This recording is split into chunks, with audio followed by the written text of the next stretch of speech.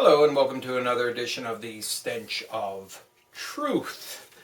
Just want to make a brief commentary about Cyprus. This should be a very cogent example to anybody who doubts the reality of the situation around the world, not just in the United States. And that is that the banks and corporations actually rule everything.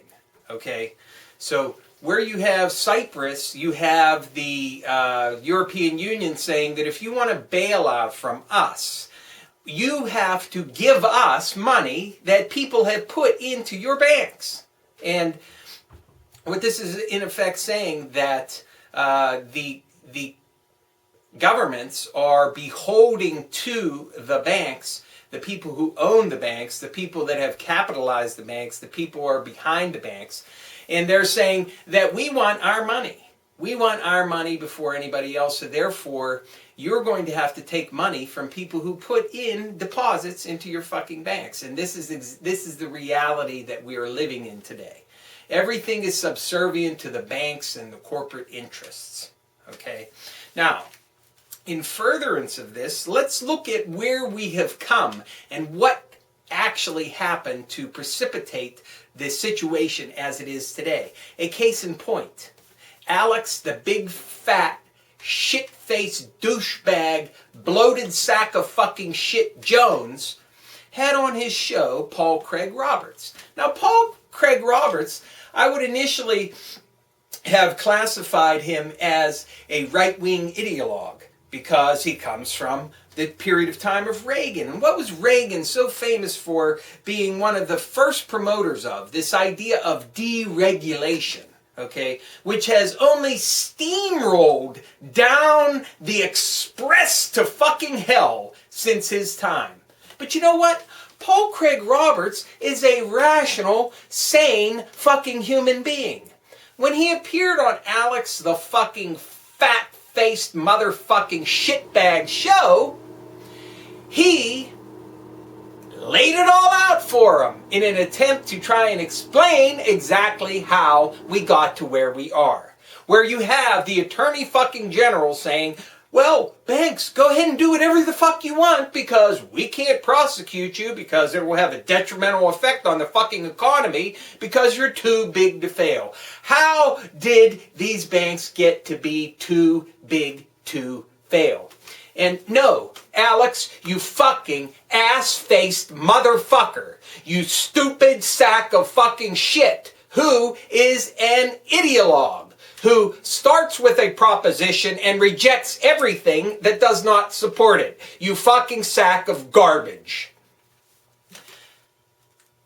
Roberts explained this exactly correctly, and that was that it was deregulation.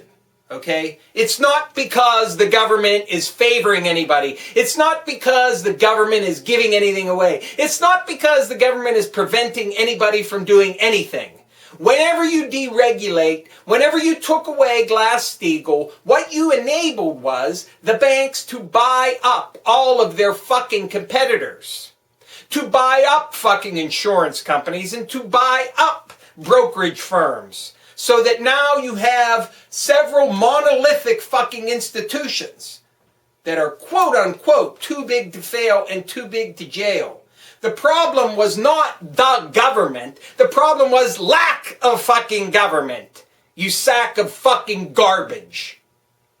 And you can't even listen to someone who has a pedigree like Paul Craig Roberts, someone who is operating from the center right. Which presumably you fucking neo-Confederate, fucking feudalist, fucking gasbag sack of fucking horse manure can't even possibly fathom with your right-wing feudalist bullshit fuck-face attitude of fucking ideology before fucking facts. It was deregulation that brought about this situation. And what you have now with the so-called re-regulation of Dodd-Frank is a fucking joke, as was proven by J.P. motherfucking Morgan with the London whale, which happened under Dodd-Frank, which proves that Dodd-Frank is not enough. And let me go back in time to the robber baron days. You know, you have these mega rich people who were monopolists. They controlled everything. You had Carnegie, who controlled all the steel. You had all of these other people who controlled these various industries. They would enter into gentlemen's agreements with each other and say, well, here, we're going to sell at this particular price. And that way, all across the country, that way we'll all make money. Everybody will be happy. We don't got to worry about nothing. But you know what? They couldn't contain their fucking greed. They couldn't even contain their own motherfucking greed. So they continuously broke their own fucking gentleman agreements to rape everybody at a certain fucking rate. So, do you know why regulation came into effect in the first place? It was because these motherfuckers could not even contain their own motherfucking greed. They had to have the government come in and tell them that they had to do this and that and make it a fucking law because they couldn't even contain themselves. It's deregulation. It's not too much government. It's a lack of fucking government. And it's a lack of balls in government. Now, what you have now is a hybrid where the corporations and the banks have insinuated themselves so much within the governmental structure that there is never going to be any kind of regulation that makes any kind of actual adjustments or changes in the market that prevent the kind of things that you see with the London whale simply because everybody is bought and paid for by the corporations and the banks. So you're never going to see that happen. And people talk about regulatory capture. It's a little bit more sophisticated than that, and it's a little bit more in-depth than that, but that's one way of looking at it. When you have the revolving door. Now, at the end of this, I'm going to talk about actual solutions because I try to do that. I don't always do that. Sometimes I just rant. So, just to be clear, Alex, the fat piece of shit, motherfucking jackass, ideologue, right-wing fucking neo-Confederate feudalist fucktard Jones has someone who comes on his show and shows him quite clearly and specifically exactly how we got in this motherfucking mess and that it was deregulation that caused this. Not some government something, not the government, not the evil, nefarious fucking government overburdening and overshadowing and crushing everybody with regulations. It was because they turned a blind eye to it all and allowed them to buy up anything they fucking wanted to. And he rejected it because it did not fit into his ideology of the government is the source of everything that's evil. No. Corporations and banks, my friends. That's where it is. Now, in other news, I heard some news today commenting on the state of affairs with Walmart, the great and wonderful example of free market capitalism. Yes, free market, where they can go and crush anybody who even comes close to competing with them.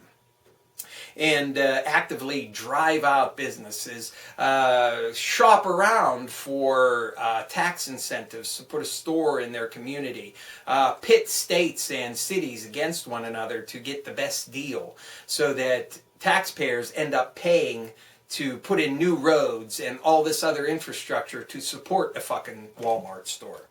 Yes, that Walmart. The glory and the shining example of fucking free marketeer bullshit. Well, it appears that in many of their stores, they don't have enough people working for them because they can't keep their shelves stocked. I wonder why that is. Could it be because Walmart pays shitty motherfucking wages and no fucking benefits?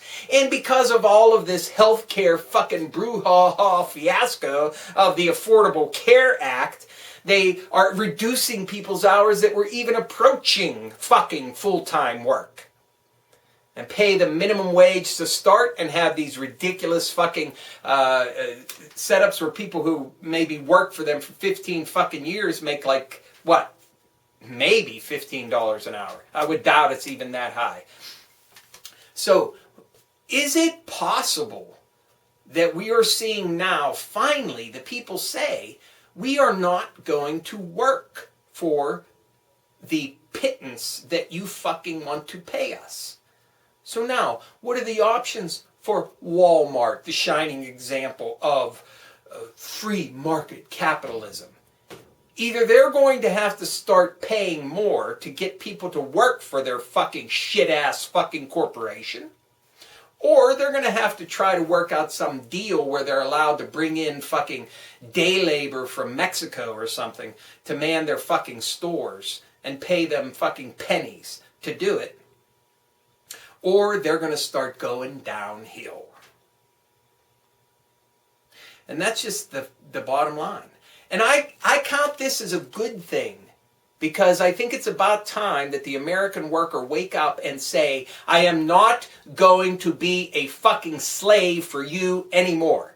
I demand to be paid a decent fucking wage. And I demand to have decent fucking benefits in my job. And I'm not going to work for a rapist, motherfucking, bribing, fucking corporate behemoth that doesn't give a shit about its own fucking workers. And where it's all about the bottom fucking line. And I'm not going to work for you unless I get a decent fucking wage to do so. So I look at that as a positive sign. So what is it that people can do? Well, I've been promoting this united front against austerity, because as I told you before, austerity is rape the poor to make the rich richer. Bottom line, that's what it is. So, united front against austerity, it's gathering people, it's gathering steam, it's gathering momentum. And one of the key things involved in that is the Wall Street sales tax, which you can promote at every fucking opportunity. And if you look at the federal government as being somehow overburdensome or intrusive into your privacy, which it certainly is, maybe you want to rethink the idea of the contract that the so-called Constitution is supposed to guarantee. And whereas they try to tell you that you don't have free speech in a particular area, maybe you want to exercise it in that area. When they tell you that you don't have a right to habeas corpus or any of these other things that they routinely disregard, maybe you want to break those covenants that you are supposedly to hold up one end of, by exercising the rights that they tell you you can't. And there are more things that you can do that can have a positive effect. Don't shop at Walmart. Force them to start paying a decent wage for their workers. Imagine how much of an impact that would have on the economy. And of course, there are other things as well. Boycotting the major banks like JP Morgan Chase. If you have Chase credit cards, cut them up, throw them away. You know what? You might want to not pay them. How about that? You owe money on a Chase card? How about just not fucking paying them? Because you're sick of them and they're fucking too big to fail, too big to jail bullshit. Let's start not paying our credit cards. How's that? And let's target the biggest fucking fraudsters and criminals that there are, like JP Morgan Chase, for one. Stop paying your fucking credit card bills to them with their usurious fucking 39.99% fucking interest rate or whatever fucking god-awful fucking thing it is. And tell them to shove it. How about that? How about around the country if everybody just said, fuck JP Morgan Chase. I ain't paying your fucking credit card bill. You can jam it up your fucking ass. How about that? There are lots of things that you can do that can have a positive effect. United front against austerity, 1% Wall Street sales tax on every fucking transaction. That includes every one of those hundreds of thousands of computerized trades that happen every fucking day. 1% tax. And boycott these companies and finally say, I'm not going to pay these fucking bills. Fuck you. Fuck you, JP Morgan Chase. You want to go and engage in this risky type of behavior and put your business in danger and put the economy in danger because the Attorney General says you're too big to fail and too big to jail. Then I'm not going to pay that fucking bill. Fuck you. Let's see how much they can afford in court costs and trying to collect on the millions of credit cards around this fucking country. Let's see what kind of burden that puts on them. How about that? How about that for a real action item? You owe something to JP Morgan Chase? Don't fucking pay it. And let's start a new thing.